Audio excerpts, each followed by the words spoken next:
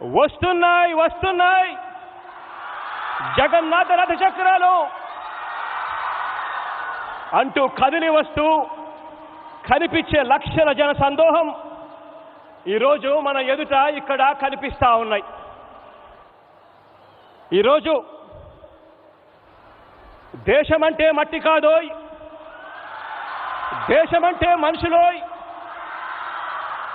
అన్న మన విజయనగరం వాసి మహాకవి గురుజాడ మాటలు మనందరికీ కూడా కర్తవ్య బోధ చేస్తున్నాయి. ప్రజల అభిమానంతో పాటు వారి ఆకాంక్షలకు ఈ జనం, ఇక్కడికి వచ్చిన ఈ జనసాగరం అద్దం పడుతూ ఉంది. దాదాపుగా 10,742 కోట్ల రూపాయలు ఖర్చయ్యే అభివృద్ధి కార్యక్రమాలకు గౌరవ ప్రధానమంత్రి శ్రీ నరేంద్ర మోడీ గారు తన చేతుల మీదుగా శంకుస్థాపనలు, ప్రారంభోత్సవాలు చేస్తున్నందుకు ఈ అశేష జనవాహిని తరపున, రాష్ట్ర ప్రజలందరి తరపున నిండు మనసుతో కృతజ్ఞతలు తెలుపుకుంటా ఉన్నాను శ్రీ నరేంద్ర మోడీ గారికి. సార్, ప్రజల ప్రభుత్వంగా గడిచిన 3.5 సంవత్సరాలలో ఈ రాష్ట్రంలో పిల్లల చదువులైతేనేమి, ప్రజలందరికీ వైద్యం ఆరోగ్యం అయితేనేమి, రైతుల సంక్షేమం అయితేనేమి, సామాజిక న్యాయం అయితేనేమి, మహిళా సంక్షేమం అయితేనేమి, అభివృద్ధి పరిపాలన ఈ రెండింటిని వికేంద్రీకరణ అయితేనేమి, పారదర్శకత, గడప వద్దకే పరిపాలన అయితేనేమి, ఇవి ఈ 3.5 సంవత్సరాలుగా మన రాష్ట్రంలో మా ప్రాధాన్యతలుగా అడుగులు వేశాం. సార్, ఒక రాష్ట్రంగా ఆంధ్రప్రదేశ్ నిలదొక్కుకోవడము అని అంటే ఈ రాష్ట్రంలోని ప్రతి గ్రామము, ప్రతి ఇంట, ప్రతి ఒక్క కుటుంబం నిలదొక్కుకోవడం అని నమ్మి ఇంటింట ఆత్మవిశ్వాసాన్ని నింపడానికి మా ఆర్థిక వనరుల్లో ప్రతి రూపాయి కూడా సద్వినియోగం చేశాం సార్. ఒక రాష్ట్ర ప్రభుత్వంగా మా శక్తి మేరకు మేము చేస్తున్న ప్రయత్నాలకు పెద్దలు, సహృదయులు అయిన మీరు మీ సహాయ సహకారాలు మరింతగా అందించి మమ్మల్ని ఆశీర్వదించాలని ఈ సభాముఖంగా ప్రధానమంత్రి గారిని కోరుతా ఉన్నాను.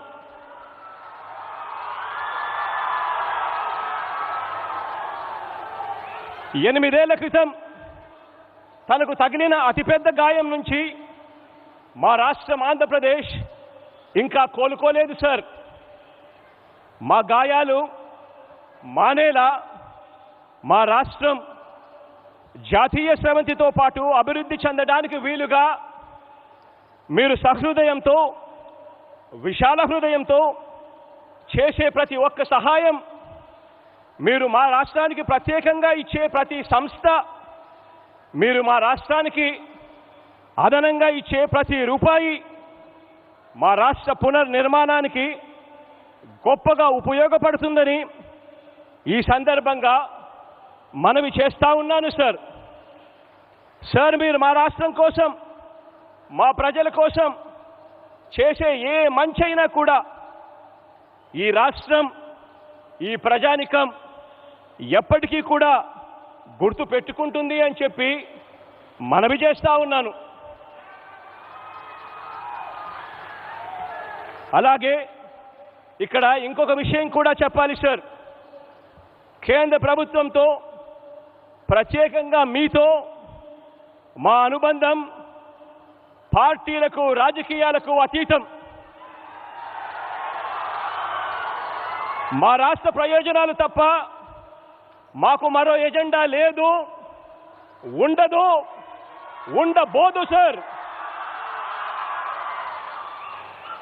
మా రాష్ట్రానికి, మా ప్రజలకు గత ప్రభుత్వాలు చేసిన అన్యాయాల్ని గుర్తుపెట్టుకున్న మా రాష్ట్ర ప్రజలు మీరు మరింతగా పెద్ద మనసుతో ఆ పెద్ద మనసు చూపితే అలా మీరు చూపించే ఆ పెద్ద మనసును మీరు చేసే ఆ మంచిని కూడా గుర్తు పెట్టుకుంటారు అని మరోసారి తెలియజేస్తున్నాను. సార్, ఈ రాష్ట్ర ప్రజలందరి తరపున రాష్ట్ర అభివృద్ధి దృష్ట్యా, రాష్ట్ర శ్రేయస్సు దృష్ట్యా ఇవాళ కానివ్వండి, ఇంతకుముందు పలు సందర్భాలలో కానివ్వండి, విభజన సంబంధించిన హామీల దగ్గర నుంచి, పోలవరం నుంచి ప్రత్యేక హోదా వరకు, విశాఖపట్నం స్టీల్ ప్లాంట్ నుంచి రైల్వే జోన్ వరకు, ఇలా పలు అంశాల మీద పలు సందర్భాలలో మీకు చేసిన పలు విజ్ఞప్తులు మీరు సానుకూలంగా పరిగణలోకి తీసుకొని పెద్ద మనసుతో వాటినన్నింటినీ కూడా పరిష్కరించాలని మనసారా కూడా కోరుకుంటూ, మంచి చేసే మన ప్రభుత్వానికి నిరంతరం దేవుడి దయ, ప్రజలందరి చల్లని దీవెనలు, పెద్దలైన మీ ఆశీస్సులు ఎల్లప్పుడూ లభించాలని ఆశిస్తూ సెలవు తీసుకుంటా ఉన్నాను. विशाखापट्टनम भारत का एक विशेष पट्टनम है। ये शहर बहुत खास है। यहां हमेशा से व्यापार की समृद्ध परंपरा रही है। విశాఖపట్నం భారతదేశం యొక్క ఒక ప్రముఖ నగరం. ఇది ఒక ప్రత్యేకమైన నగరం. ఇక్కడ ఎప్పుడూ వ్యాపారం సమృద్ధిగా జరిగే పరంపర ఉంది. विशाखापट्टनम प्राचीन भारत का एक महत्वपूर्ण पोर्ट था। हजारों वर्ष पहले भी इस पोर्ट के जरिए पश्चिमी एशिया और रोम तक व्यापार होता था और आज भी विशाखापट्टनम भारत के व्यापार का केंद्र बिंदु बना हुआ है। విశాఖపట్నం ప్రాచీన భారతదేశం యొక్క ప్రముఖ ఓడరేవు.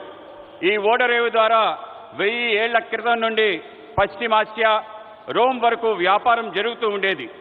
నేడు కూడా విశాఖపట్నం భారతదేశం యొక్క వ్యాపారానికి ముఖ్య కేంద్ర బిందువు. 10,000 करोड़ रुपए से अधिक के प्रोजेक्ट का लोकार्पण और शिलान्यास आंध्र प्रदेश और विशाखापट्टनम की आकांक्षाओं को पूरा करने का एक माध्यम बनेगी।